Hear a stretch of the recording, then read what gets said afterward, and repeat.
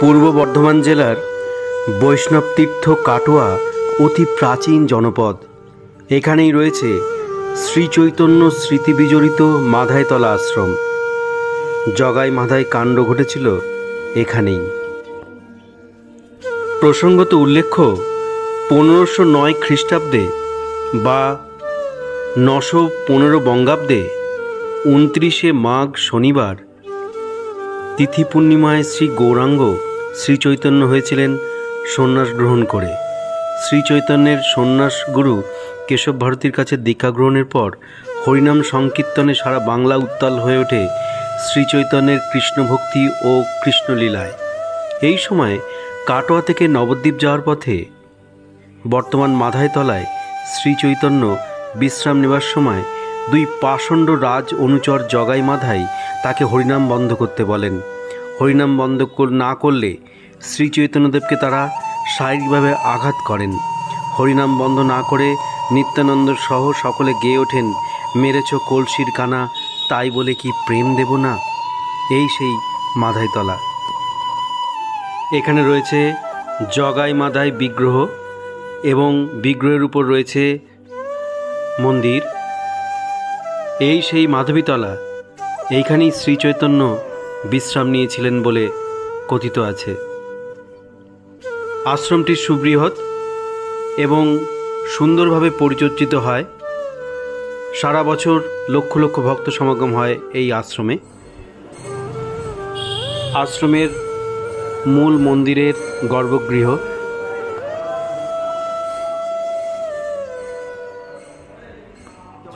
মাঝের যে বিগ্রহ মহাপ্রভু জগাইকে দিয়েছিলেন, জগাই মাধাইকে দিয়েছিলেন। এটা দোলে এবং রথে বেরোয়। এই মূর্তি দোলে এবং রথে ব্যবহৃত হয়। শাস্ত্রে প্রবাদ আছে যে এই বিগ্রহ স্পর্শ করে মানে তার সমস্ত মনোবাসনা সবই পূর্ণ হয়।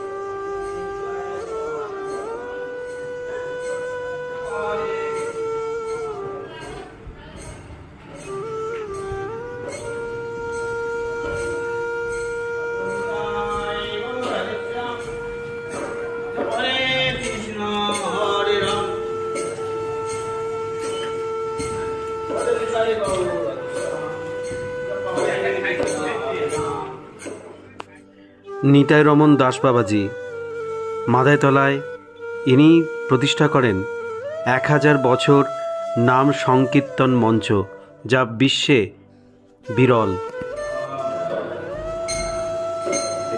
বিষয়টা কি বলেন? 1000 বছর 1000 বছর নামযজ্ঞ সংকল্প। ও 1000 বছর নামযজ্ঞ সংকল্প। এবং কাটোয়া মাধাইতলা আশ্রম, কাটোয়া মাধাইতলা আশ্রম, যা পশ্চিমবাংলার নয়, ভারতবর্ষ নয়, পৃথিবীর আর দ্বিতীয় কোথাও নেই। বলুন, এখানে দাঁড়িয়ে বলুন। বলছি এটা 1000 বছর নামযজ্ঞ সংকল্প কাটোয়া মাধাইতলা আশ্রম। তো এই বলুন, কাটোয়া মাধাইতলা আশ্রম 1000 বছর নামযজ্ঞ সংকল্প। এই 1000 বছর নামযজ্ঞ সংকল্প আমাদের যতটুকু ধারণা, তা পশ্চিমবাংলা নয়, ভারতবর্ষ নয়, পৃথিবীর আর দ্বিতীয় কোথাও নেই কাটোয়া মাধাইতলা আশ্রম। আর এই নাম অহরহ চলছে, কোনো সময় বন্ধ হয় না। বন্যা হোক বা ঝড় বৃষ্টি হোক, যাই হবে হোক, টাইম টু টাইম এই নামযজ্ঞ চলবে কন্টিনিউ। ঠিক আছে। জগাই বৃন্দাবনে চলে গেলেন। মাধাই বৃন্দাবনের দেহ রাখে। আচ্ছা। জগাই এইখানেই ছিল। আচ্ছা। থাকার পরে জগাই ওখানে যে দেহ রাখার পরে পুষ্প নিয়ে এসে এখানে সমাধি দিয়েছি। সমাধি দেওয়ার পরে আমি এই পর্যন্তই। আমি আর ওই মন্দিরটা কিসের জন্য? ও মহাপ্রভু উনি এখানকার বাবাজি ছিল, এই মন্দির স্থাপন করেছেন। এই মন্দিরটা ওই প্রতিষ্ঠান করেছিল, ওই যার সমাধি ওখানে আছে। আচ্ছা আচ্ছা। নিত্যানন্দ দাস বাবাজি প্রতিষ্ঠান করেছেন। নিত্যানন্দ দাস বাবাজি এখানে এসতো। সম্পূর্ণ ঘটনাটা নিত্যানন্দ দাস, হ্যাঁ, নিত্যানন্দ দাস বাবাজি এই মন্দির প্রতিষ্ঠা করেন। কত খ্রিস্টাব্দে প্রতিষ্ঠা করেন? হ্যাঁ, কত খ্রিস্টাব্দে? নামটা 1358। 1358 খ্রিস্টাব্দে প্রতিষ্ঠা করেন। আর এই গাছতলায় নিতাই বিশ্রাম নিয়েছিলেন? কোন গাছ? হ্যাঁ, কোন গাছতলাটা?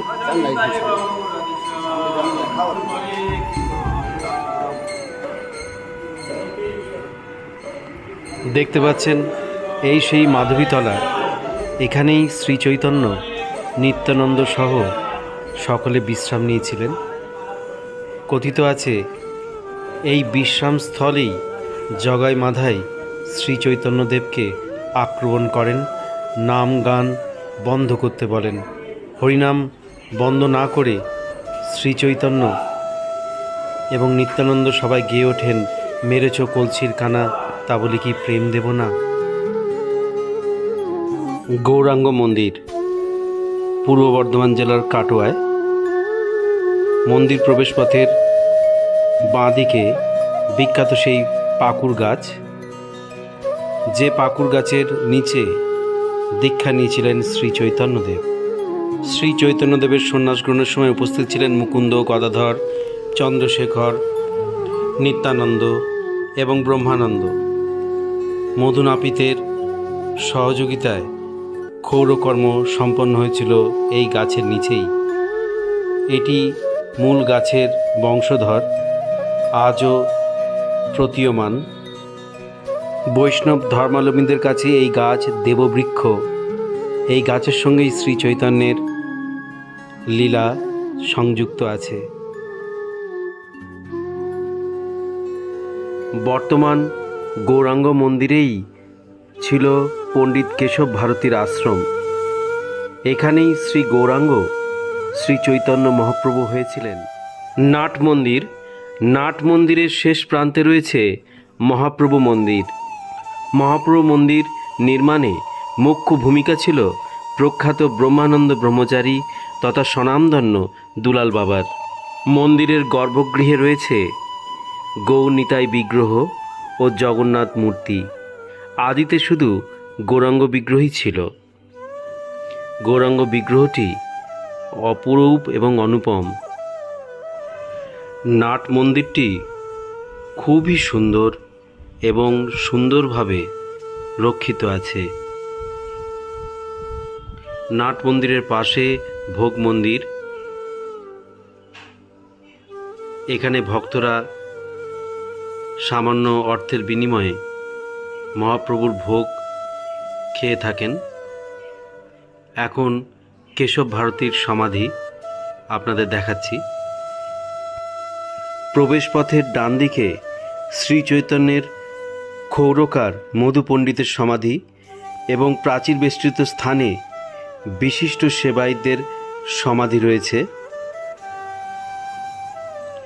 এখানে শ্রী চৈতন্য এবং কেশব ভারতীর পদচিহ্ন রয়েছে।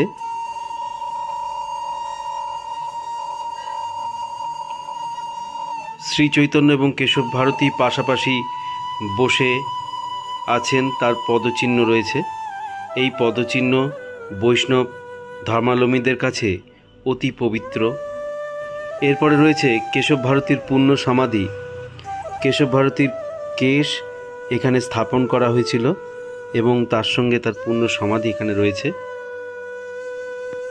কেশব ভারতীর পূর্বাশ্রমের নাম কালীনাথ আচার্য, বাড়ি আউরিয়া।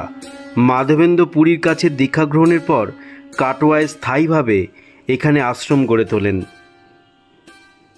আমি অরুণ চট্টরাজ, আমার বাড়ি এখানে। আমি মন্দিরের একজন সেবক। আমাদের এই মন্দিরে 35-40 ঘর সেবায়িত আছে। আচ্ছা, আমাদের এই মন্দিরের মূল বিষয় হচ্ছে শ্রী চৈতন্য মহাপ্রভু, মানে মহাপ্রভু এখানে কেশব ভারতীর কাছে সন্ন্যাস নেন। এইখানে তার সন্ন্যাসের জায়গা, মস্তক মুন্ডনের জায়গা এবং ওনার গুরুদেবের সমাধি, এই সমস্ত কেশব ভারতীর সমাধি রয়েছে এবং যিনি প্রতিষ্ঠাতা তার সমাধি রয়েছে। আর এই মন্দিরে আমাদের পয়লা মাঘ মকর সংক্রান্তির দিন সন্ন্যাস উৎসব পালন করা হয়। দাস গদাধর প্রভু আছেন, ওনার একজন পার্শ্বদ ভক্ত, তার তিরোধান দিবস পালন হয়। উনি প্রতিষ্ঠাতা এই মন্দিরে। উনি এই তার জন্যে আপনার আশ্বিন মাসের দুর্গা অষ্টমী, হুম হুম তার পরের অষ্টমী থেকে হুম ওনার দাস বাহাদুর প্রভুর স্মরণ উৎসব হয়, আচ্ছা দোল উৎসব হয়, ঝুলন উৎসব হয়, জন্মাষ্টমী হয়। আচ্ছা। এইগুলো মোটামুটি আমাদের উৎসব হয়, কিন্তু আমাদের প্রধান উৎসব সন্ন্যাস উৎসব।